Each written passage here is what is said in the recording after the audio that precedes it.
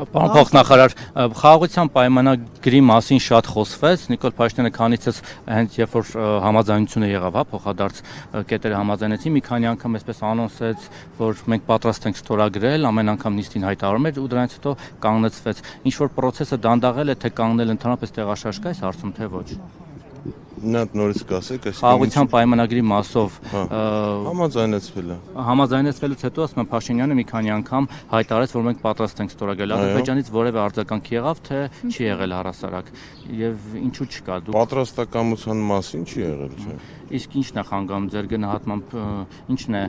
խոչընդոտում, որ Ադրբեջանը եւս պատրաստակամ։ Տարբեր գործոններ կարող են լինել, բայց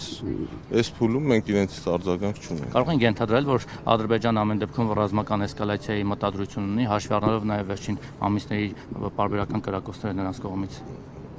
Դրան գնահատական դժվար է տալ, իսկ ենթադրել ամեն ինչ կարելի է, ասում եք կարելի է ենթադրել։ Այս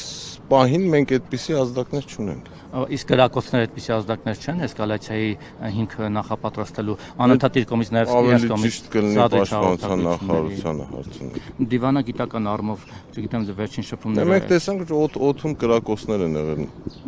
Երեք արդեն նաև թիրախային են եղել։ Դե իրենց պաշտպանության նախարարությանը հարցրեք, ինչ գնահատական կա։ Հայաստանի կողմից դրանց հստակ արձագանք լինելու է կամ կոշտ արձագանք, որովհետև Ադրբեջանը մեզ կոշտ է միշտ արձագանքում, նաև սադրում է մեր չարածն է մեր վրա բարդում, իսկ մենք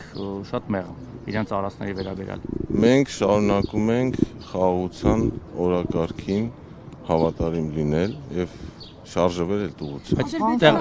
Պահանջներ է ներկայացնում, այս պահանջների հետ կապված Հայաստան ունի հստակ դիրքորոշում, որ այն երբևէ չի կարող քննարկվել մասնավորապես Միջանցքի հետ կապված, ադրբեջանցի վերադարձ եղել։ Չհասկացա, իսկ Ավելյալ պահանջներ են զուգահեռ։ Դրան այդ բոլոր հարցերին կոնկրետ պատասխաններ են տրվել։ Ես հիմա չեմ պատասխանում նորից նույն բանը մի քանի անգամ։ Դժվարն է մնում եւ ոչինչ չի փոխվել։ Իհարկե։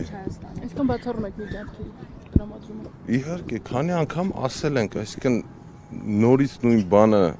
հարցնելու ինչ իմաստ։ Իսկ ճանապարհ